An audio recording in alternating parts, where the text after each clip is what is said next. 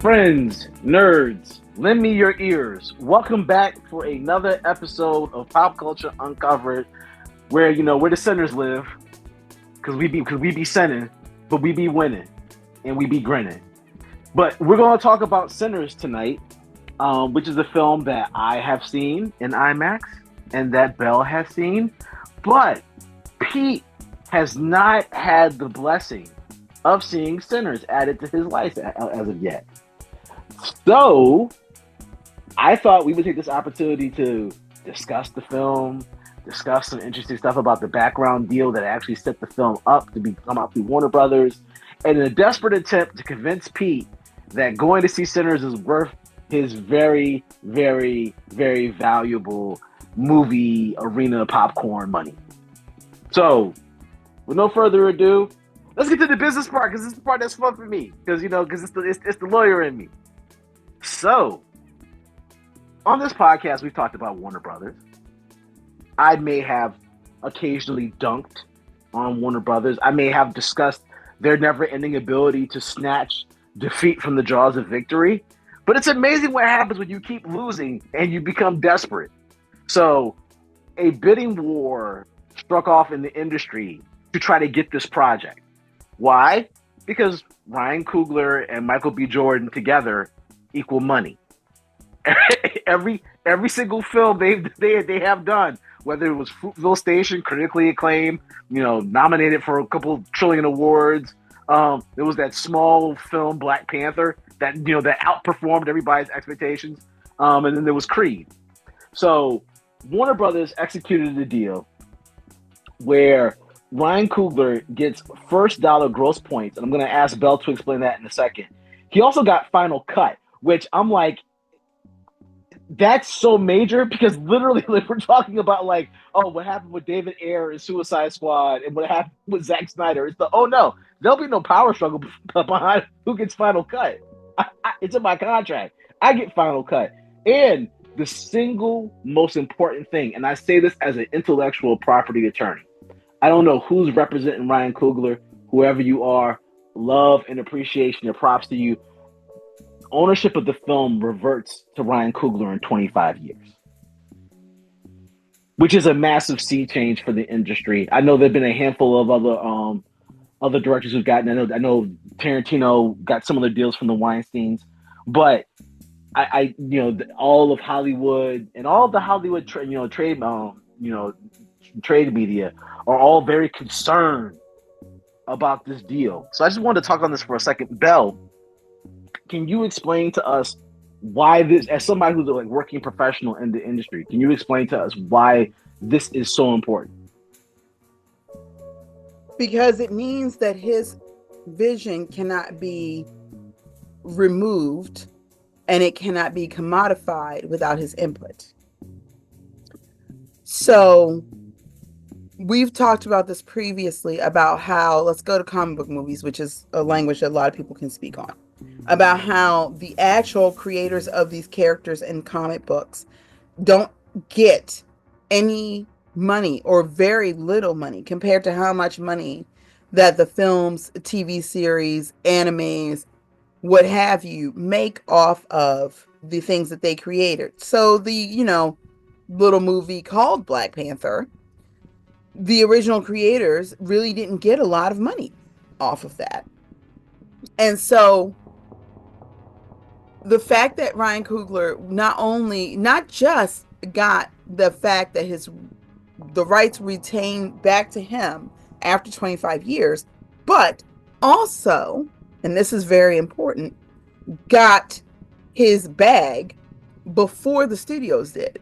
Usually in a deal like this, the studios get their money first, and then the director, the creative forces behind it, the crew, everybody else gets money after the film's overall box office. But much like George Lucas did a whole 40-something plus years ago, Coogler made a point of making sure that, no, when the movie comes out, I will be getting a percentage of its gross immediately, not later, now. And this is terrifying because much like George Lucas's deal with Star Wars that upended the industry, again, 40 plus years ago. This deal makes it so that something that we have said multiple times, the creatives are in control. And that's scary because so many films are made by committee. And so for a director and a writer to write his piece or her piece and to watch it grow all the way through the end and it not get committee cut at the end is a sea change, but it's also going back to the way the studio system was 30, less than that, 30, 20, 30 years ago. Do you really think Pulp Fiction would have gotten made had it gone through committee? Do you think any of the original IPs that we have watched over the years, Snatched, Boondock Saints, any Tyler Perry movie, any of these things, whether you like them or not, would have never gotten made had they gone through a committee the way that most films are done now? And the industry is scared because a lot of these studios are now run by people who have no idea how art works. And a lot of these studios are run by people who are only concerned about their shareholders and not about the actual quality of the films that they are getting. So you get situations where, David Ayers made a good movie, but it was botched to hell because the shareholders didn't like it. Mm. And so this deal has long-term implications for the industry. And I thought it was interesting that people like Ben Stiller came out because if you think about it, Ben Stiller has always done his own original IP. Came out in support of Ryan Coogler and of the film, by the way, loudly. Ben Stiller has always created his own original IPs, and he had to fight tooth and nail to get those done. And he's Hollywood royalty. He is quite literally the son of two generations of vaudeville, film, television actors. And he had to fight. So he knows how hard Ryan Coogler must have had to fight to just get this film made, much less made with the budget that he asked for and the quality that it has. And so it is fascinating to watch all these executives scramble because you did it to yourself. And what I mean by that is everything has become so formulaic, and you took the creativity out of the writer's room and out of the editor room, and you turned it into a cut and paste. Everything is the same. The formula is tweaked just a little bit. And then you had expensive bombs. You've had things that should never have seen the light of day. And oh, you wrote it off. And this movie that shouldn't have won the box office against a Minecraft movie, which okay, um, has absolutely it's on its way to making $100 million in its first 2 weeks, which means that it won and not only made back its original budget, but it's also making back the money for promotion and for purchasing of cinemas to theater screens to put it on. It's made its money back in the first 2 weeks, and that wasn't supposed to happen. It also is a wake-up call to the gatekeepers of the culture who like to say that our way is the only way to do anything, and who seem to forget that they were originally the auteurs, but they keep only bringing up other people who look exactly like them. And that's all I'm going to say about that. No, nope. I think that's well said. The only thing I will add on is that I should have mentioned as well the rights to the spin-offs and sequels belong to Ryan Coogler as well. So it is a George Lucas level deal that I think, will not easily be replicated. But I think if you're elite talent, I think now that's the type of thing that your agent's going to go and say, hey, Here's what we want. But Pete, I know none of those things are going to entice you to just go watch the movie. So now that we've had Armand's fun part of discussing the nitty gritty of the deal and the machinations behind all of it, let's talk about the movie. So Pete, do you remember a Quentin Tarantino film by the name of From Dusk Till Dawn? I do. Okay. Okay. Do you I'm remember? already yeah. Okay. Okay. I feel like Sinners is for Dusk Till Dawn what the creator was to Blade Runner. I will not sit and tell you that the premise is 100% original and that you've never seen anything conceivably like this before, because it's two brothers, in this case twins, being played by the same actor, who end up at a place where they serve alcohol, and there are vampires outside that eventually come inside. So so some of that is there, but everything else that's layered on top of it, just the opportunity. I think that's the first time I've ever watched a film and there's been a sophisticated discussion of race in a non-drama. Like Haley Stansfield plays a woman who I believe is a quarter black, and Much like so her actress. Yeah. yes, much like yeah, who she discovered a lot. Apparently, she said in interviews researching the role that it was a really transformational experience for her.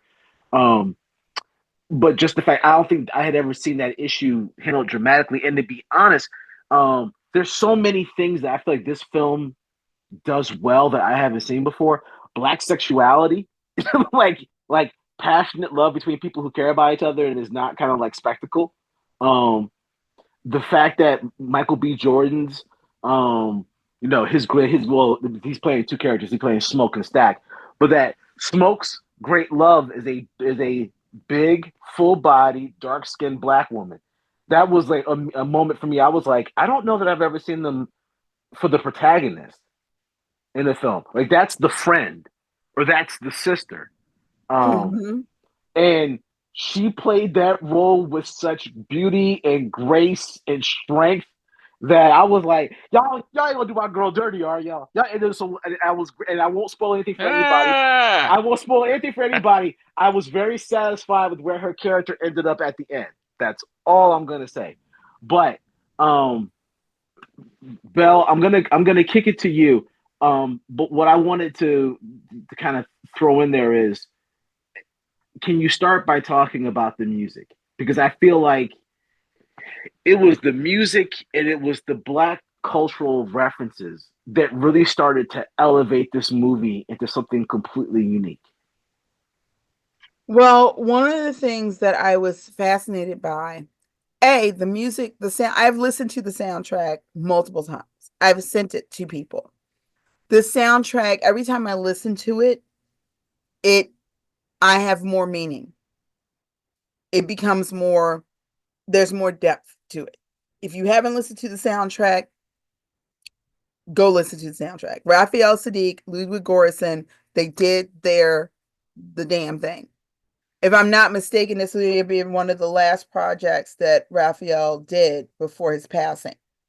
And the music is another character in the film. So go into that and remember that. The music, the meaning behind the music. There is no song used in this movie that does not have a deeper meaning. Whether it is original, whether it is from the same time period, whether it is a combination, if it's from an older time period. The music, Pick Poor Robin Clean, which is a song that has so many layers to it, has never been more beautiful yet terrifying than it has in this film. So the music is an additional character. This is the story of three things, really. Without spoiling too much, it's a coming of age story for one character. It is a returning home story for others. And it is a story of community and how your community and your family aren't always the people who are related to you. And the way Coogler built all of those things up throughout the first two-thirds of the film so that by the time you get to the end and you get to the scene, and when you see it, you'll know exactly what I am talking about, the scene. There are two very distinct musical numbers in this film, and both are amazing, and one is terrifying and one is not, but they're both fantastic, and you will know. You feel the history, you feel how this music connects them, how music transcends race, how music transcends time, um, how music unites us and calls to us to the deepest part of our souls, and how it can remind us of who we are and while also showing us who we can be. This movie uses music so utterly beautifully that there are going to be moments when you go see the film that you are going to be shook. You're going to cry. And it's going to be the music. That's not even getting into the performances. It's just going to be the music. The music itself. Um, the music also does a really good job of telling you who these people are. Ludwig Göransson, who is Ryan Coogler's, Ludwig and Ryan been friends since I want to say either high school or college. They've been together. They are two halves of the same coin. And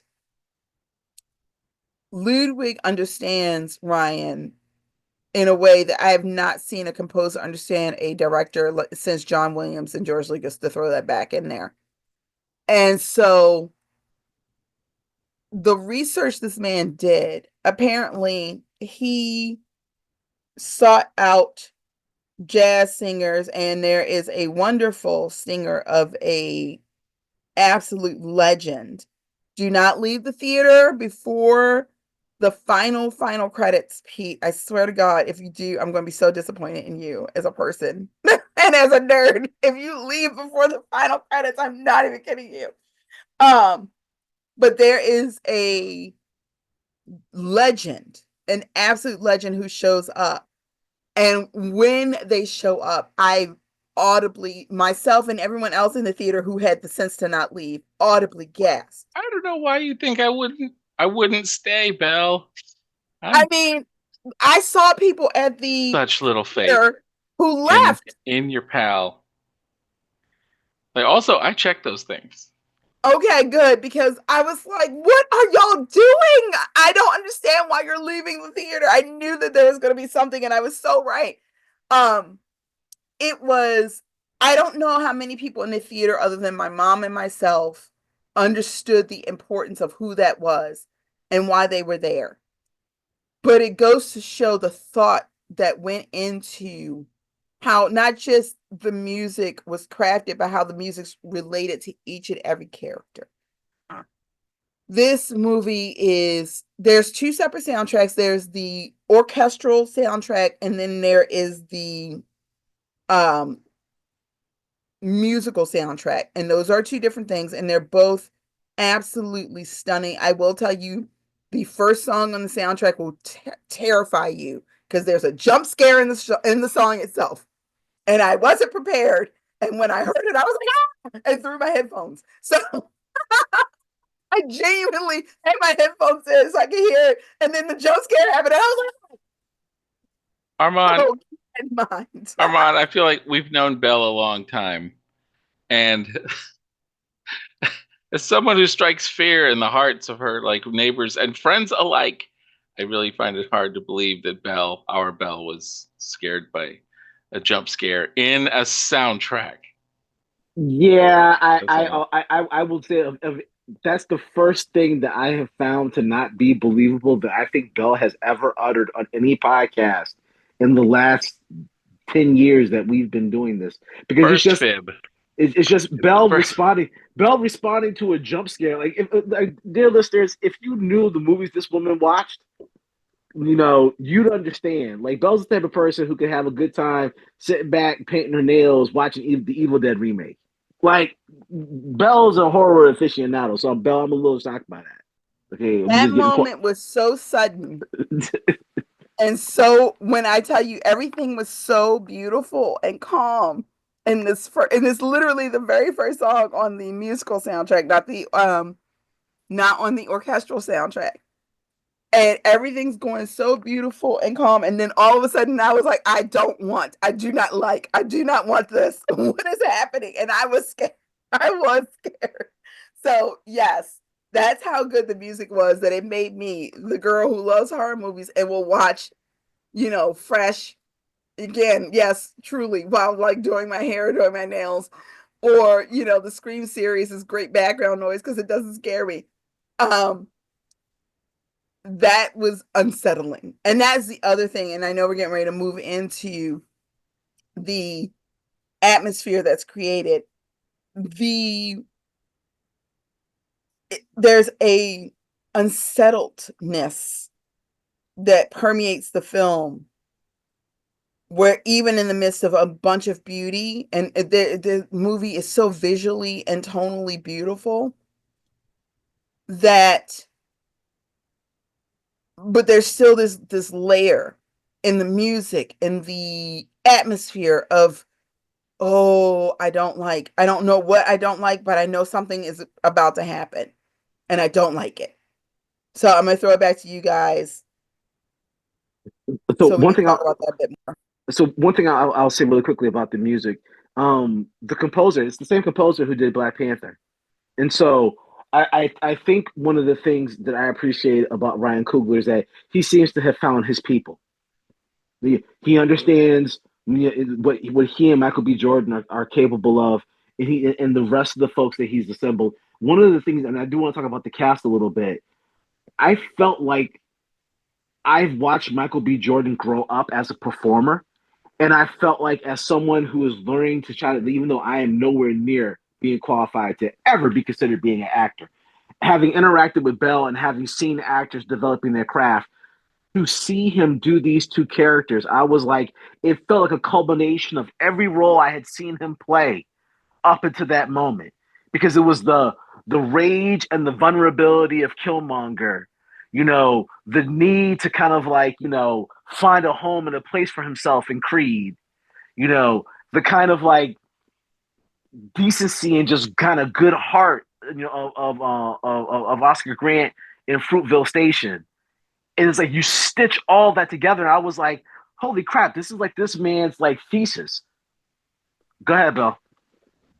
I'm going to do you one better. As somebody who first saw Michael B. Jordan on All My Children as Erica Kane's son, I remember how good of an actor he was then, and he was 13 years old. And so I've quite literally watched him grow as an actor. And he brings the vulnerability of Reggie Montgomery to these characters. For those who know their old soap opera kids, Reggie was a walking heart on his sleeve. And he brings that to this character, to the characters of Smoke and Stack. And he makes such a great job of making them so utterly distinctive, even though they're twins. And but from the first scene, just by the way their physicality, he makes them so extremely distinctive and different. And there was a subtle thing, and I don't know if you caught this, Armand, and this is not a spoiler, Pete, but there's a subtle thing of Stack always rolled Smoke's cigarettes. Yep. And that it shows up in the first or second scene, and that comes all the way back around in the final like 20 minutes. That one little thing.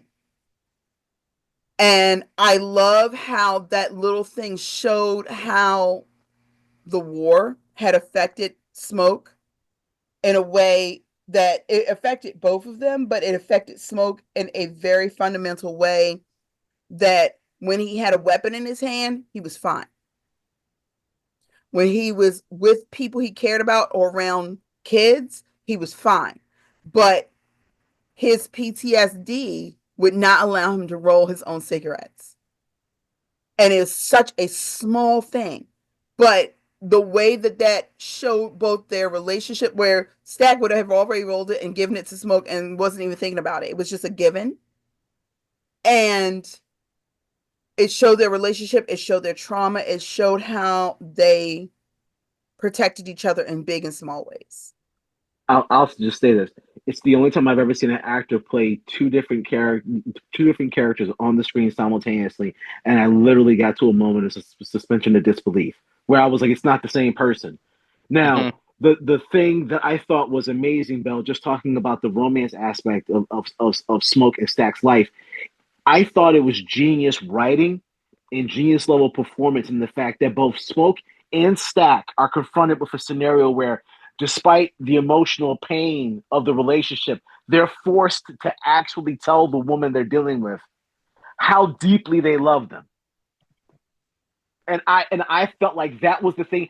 Absent that, all the vampirism doesn't hit the same way Yes. because by I the forgot we were talking about a vampire right. movie. I mean, but that's the thing. You literally, it's the only vampire movie that I've ever seen where I felt like I had gotten emotionally invested in these characters so deeply that by the time all hell breaks loose, it's the average vampire movie. You've got the character you're rooting for, and everybody else is kind of like, they're chum in the water.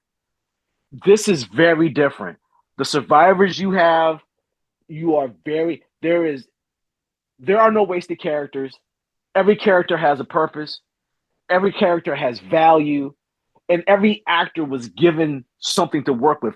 Delroy Lindo, I don't know why we don't talk about this man more often. I was actually rewatching him in Broken Arrow last night.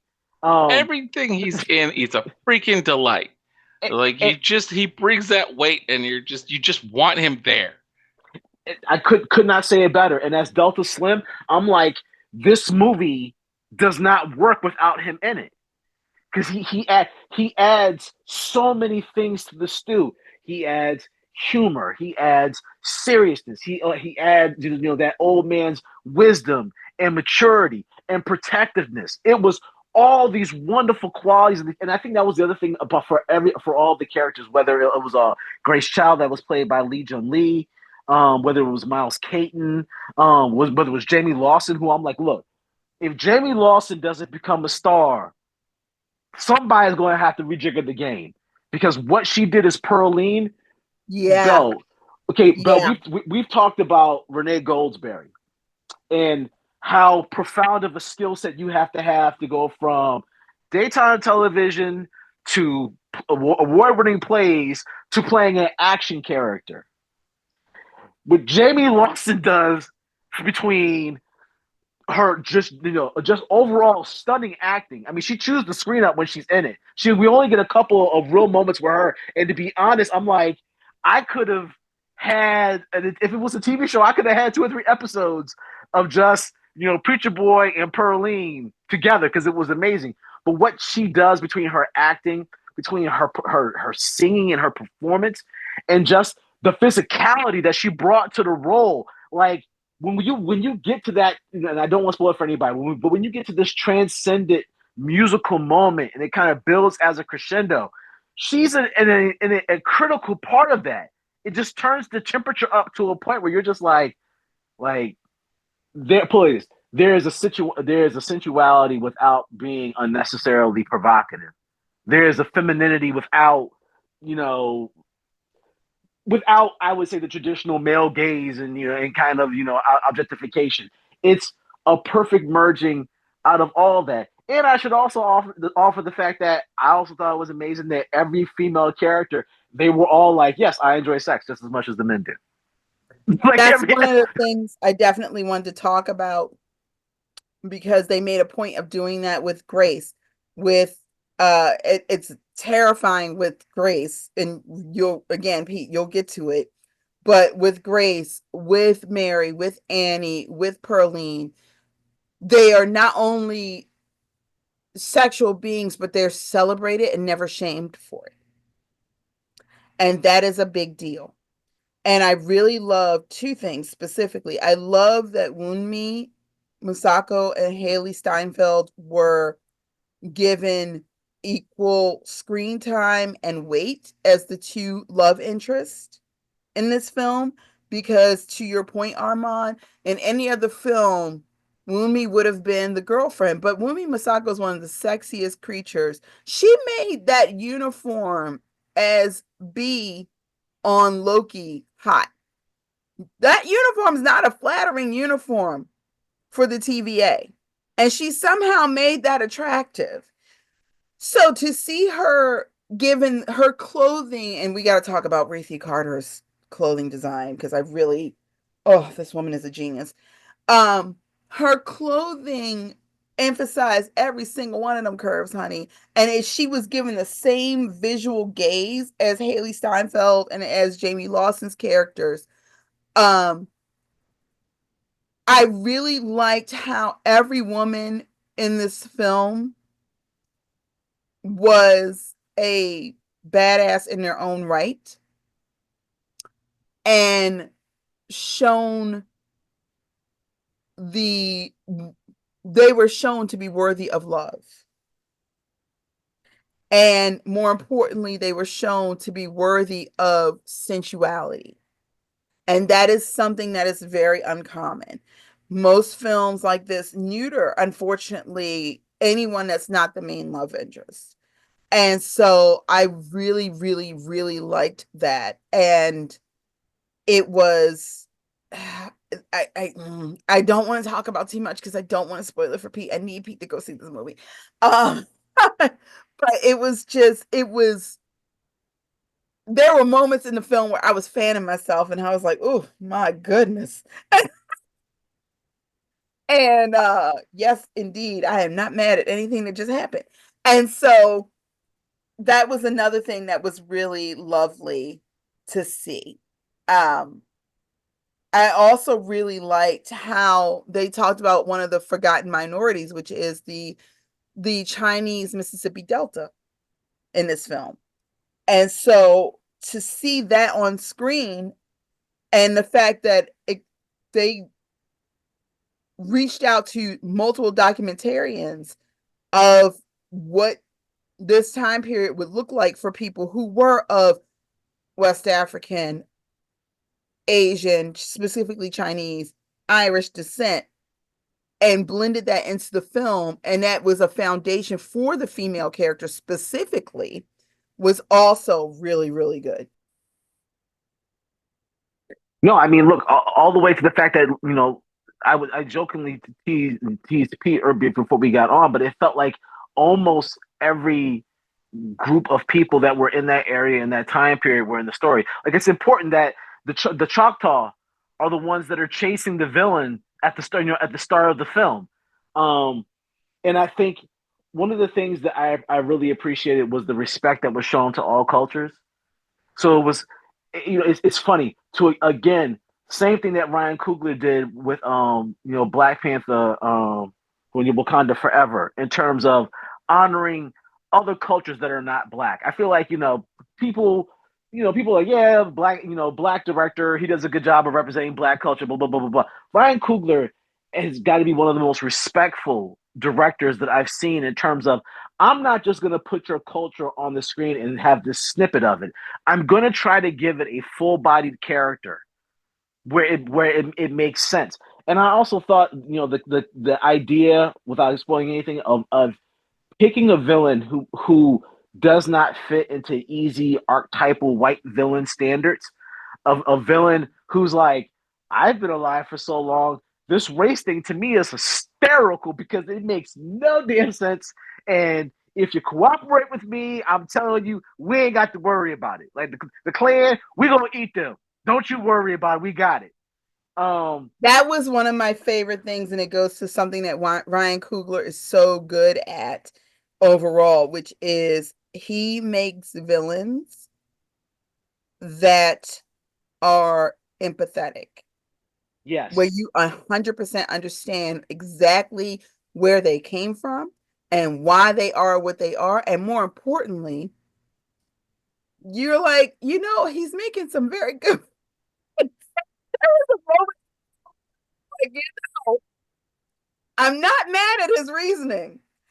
Could go without all of the mass murder, but I am not mad at his reasoning behind why he is. And when Pete sees the movie, we can talk about my theories about exactly what happened with the Choctaw. My favorite thing, two of my favorite things that happened in this movie, and it's not a spoiler, but the entirety of the Choctaw situation cracked me up and is a wonderful reminder that sometimes you just gotta walk away from people.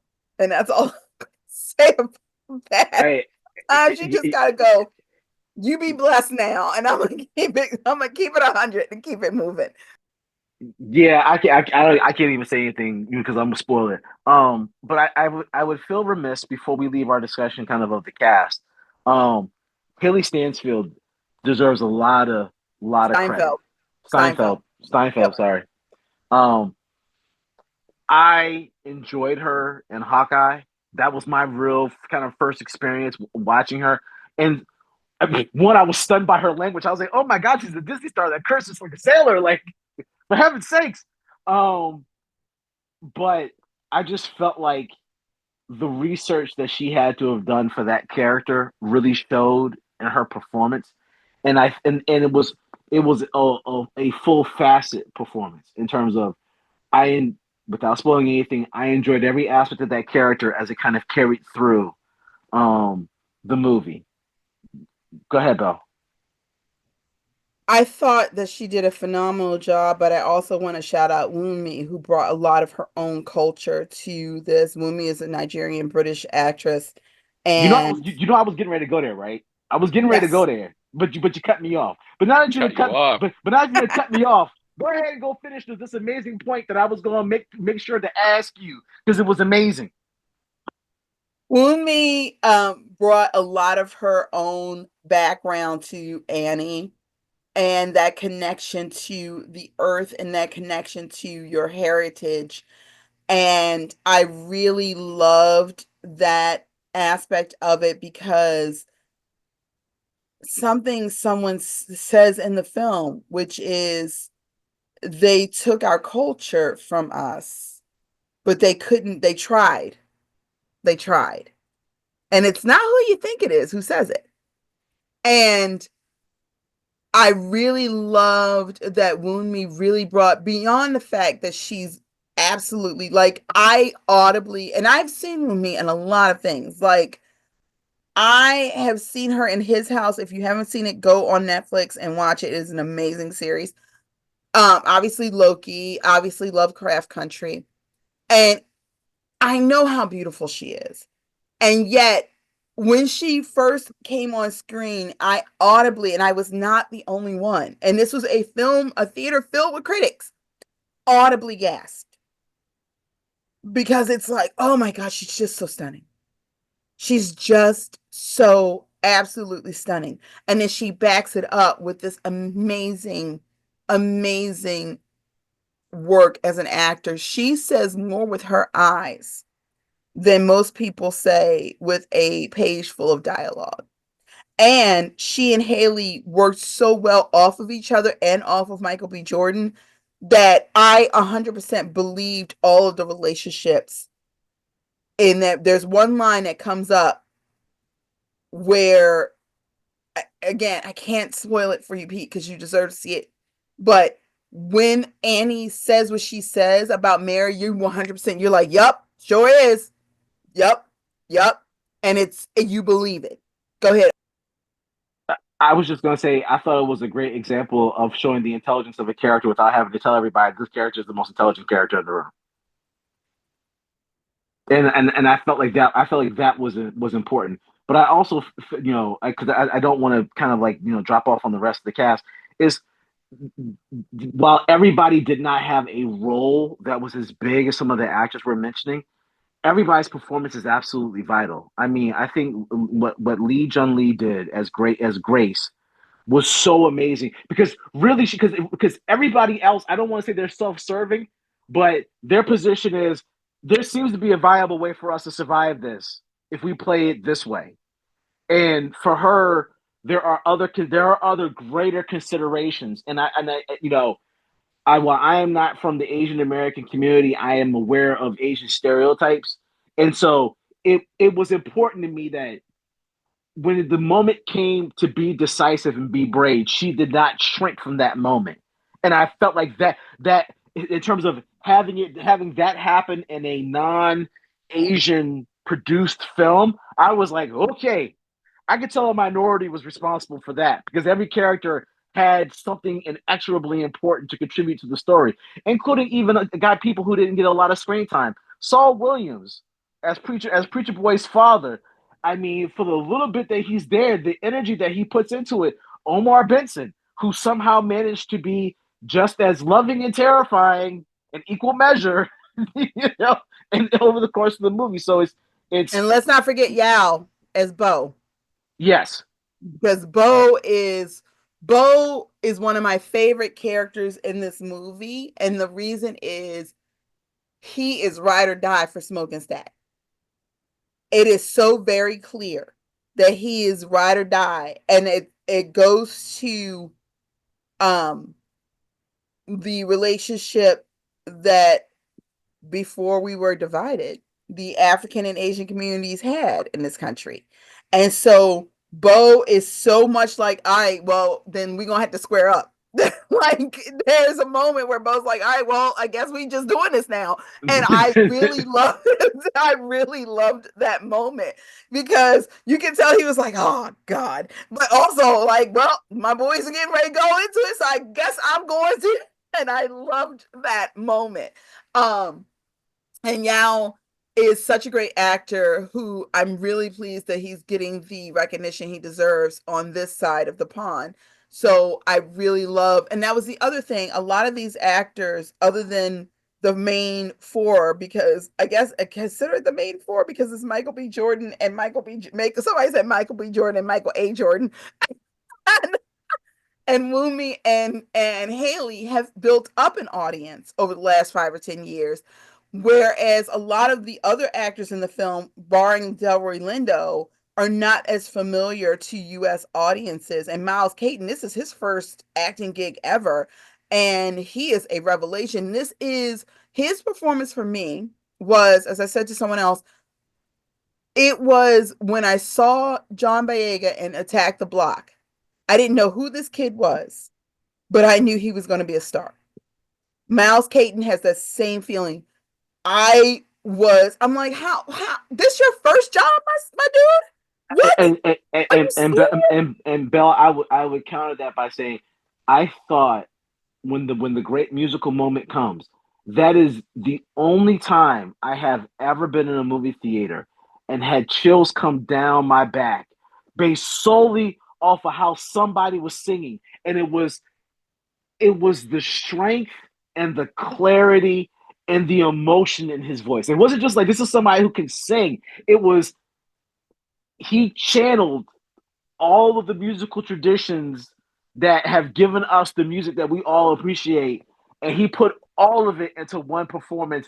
In addition to being vulnerable, in addition to look, in terms of young men's first sexual experiences depicted on film, I thought that was one of the sweetest and classiest I had ever seen before. And I sat as a dad, I sat there and chuckled, and I was like, "Oh, I hope my sons have an experience like this when they get there." But I just and all the way to his emotional vulnerability, and the character strength and his decency and compassion. I feel like a lot was asked of him. I mean, a lot was asked of him, and a lot was asked of Michael B. Jordan, and I felt like they both rose to the occasion. Um, and really, I can't take anything away from it. I mean, I generally loved all the cast. I loved Jack O'Connell. Lots of people didn't like the 300 sequel. He was a main character in it. As soon as I saw him, I was like, oh, that's the son. I hope that this is not the end of the Ryan Coogler Michael B. Jordan collaborations, because it's who they've chosen to bring in has been lights out every time. And it just seems like the two of them creatively have hit a stride where it's like watching a visual version of Wu-Tang. I don't know how long the runs are going to last, but what they've got together, it's like Ghostface and Raekwon are coming out with another album. Okay, yeah, I'm gonna need to listen to that. So before we wrap up, and before we yell at Pete one more time to go see this movie immediately, where would you rank this film of Coogler and Jordan collaborations, where would you rank it? Ooh. Okay, I'm gonna say Black Panther first.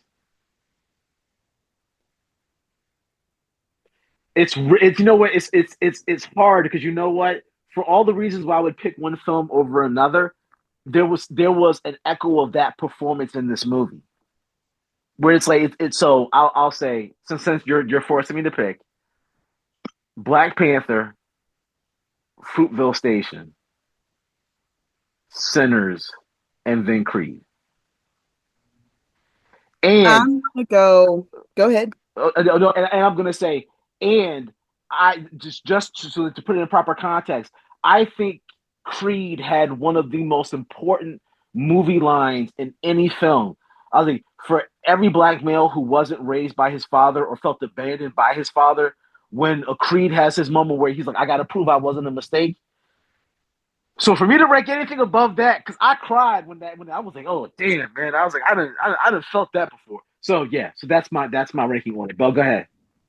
I'm gonna say this one first, then, my reasoning is because it's a completely original IP.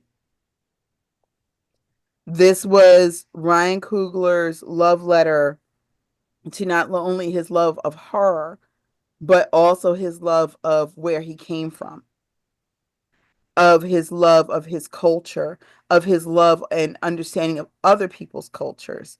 And this is a handbook on how to show appreciation for other people's cultures without appropriating them. And so the fact that this is his original IP, and that to me, knowing how hard it is to get anything original through the studio system as it is, and that not only did it get through, but it's absolutely stunning on every level. This might be his magnum opus. Like, I don't know if anything he does after this film is ever going to be and that's saying something because the man has not missed yet. This is, I think this might be his highest height. I would love to be wrong, but I really do. I would say my second one is Fruitvale Station, and then Black Panther and Creed are combined only because they are not his original IPs, but and Fruitvale Station isn't either. That's based on a real life story. But with Black Panther and Creed, he had literally for Black Panther, he has 60 plus years of information to somehow work into one film. 60 plus years of history with a character, and a character that is so iconic that if he had messed it up, it would have been over. His entire career would have been over. And the same thing with Creed. He had 40 years of a character that is so well known and is so iconic. Um, so that if he had messed that up, it could have been the end of his career. So I think that those two are tied for third place because he did such a phenomenal job with both of those movies and reinvigorating one of those franchises completely in a way that no one would have thought to do. That I think that, and I really do think that people do not give enough credit for people who actually breathe new life into a franchise, like Interview with the Vampire, which has been coming up very much for obvious reasons because of Sinners. That people do not get enough credit for reinvigorating those things and breathing new life into them. But yeah, I do think Sinners is, if his work, if anything he does from here on out is even a fifth as good as this, that man is going to be swimming in awards for the rest of his life. He's not even 40 yet. He's not even 40 yet. That's insane to me. Yeah, no, and I'll just say I have every expectation that whatever they choose to do next is going to surpass this because this is the only duo I can think of right now where it's everything I've seen. I feel like I'm watching somebody build something amazing step by step and brick by brick. Um, and I think it also says something that nobody's got anything negative. Like, when you see the cast doing their cast interviews, it's very clear it was a love fest. Whatever kind of environment they create for actors when they're doing their films, It is very much a everybody wants to be there, everybody wants to participate, everybody wants to give their all, and I feel like it really shows. And I'll just say, lastly, it almost makes me wish, though, I'm like, you know what, Ryan, you've done the Black Panther thing and whatnot. Why don't you just leave the other people's stuff alone now and just do your thing? You know, you can finish off, you know, Black Panther. You know, you do the third one, you walk away from it. But yeah, I'm really excited to see what the future holds for them. I'm really excited to see what the future holds for Miles Caton and for the rest of the cast as well. I will definitely say for every single actor in this film, I am more likely to watch another project because of their performance. Because I know that if something happens and I don't like it, I know it ain't them. I know it's the writer. I know the writer or the director blew it. And I can't say that about everybody. But I literally was like, there was nobody as a fan of just film and cinema. There was nobody who I felt like mailed it in. Everybody produced some of their best performances. So having said that, that's our spoiler-free attempt to get Pete to watch Sinners. Pete, how you feeling? You guys, you know I was gonna watch this movie anyway. It's funny that you mention From Dusk Till Dawn, because I feel like so much of that movie, the trailer that I saw, because Rosa was like, you know, you want to see this? And I was like, I don't know, it sounds like that drama Belle wanted to watch. And then we saw the trailer and I was like, yeah, I'm excited to go see it. But I don't have the active movie-going social life that you guys do, so... Oh, you mean the way I get a babysitter and go to one movie every couple of months? Yeah. Exactly that. Oh, boy. All right, well, that's Sinners. Definitely, please stay all the way to the end of the movie. I know it's not a Marvel movie, and we don't know if there'll ever be a spinoff, but there's a lot of stuff all the way up until the final credits. So I would tell you to stay the whole time. But this, of course, is Pop Culture Uncovered. Check us out at popcultureuncovered.com. Support us on Patreon. Please like, listen, and subscribe on YouTube. And we are available wherever you listen to quality podcasts. For Belle and Pete, this is Armand. We appreciate you. It's okay if you're a sinner, so long as you ask for forgiveness of your sins. And we will holler at you next time. Peace.